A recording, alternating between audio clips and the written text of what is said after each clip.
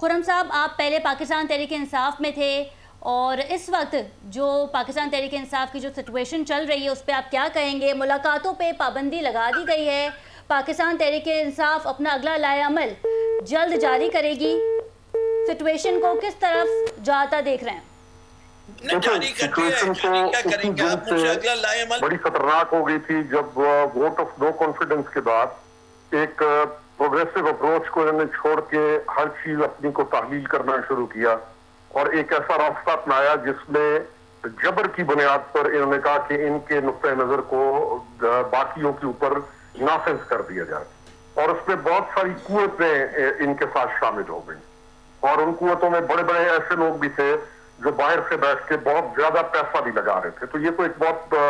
Situation है जिससे हम 3 साल से गुजर रहे हैं और इन्होंने कोई भी ऐसा मौका जहां पर इनको एक मुस्बित रास्ता मिले या कोई ऐसा लाएअमल ये बयान करें और उस पर अमल करें कि जिसके साथ ये साबित हो कि ये कुछ प्रोग्रेसिव फिर कहूंगा अप्रोच को किसी भी सूरत पर मानना चाहते हैं। नहीं, ये नहीं चाहते और ये एक डिस्ट्रक्शन की जो सोच है ये उसको लेकर चल पड़े और अभी तक उस पर चल रहे हैं और उस पर कोई तब्दीली नजर नहीं आती।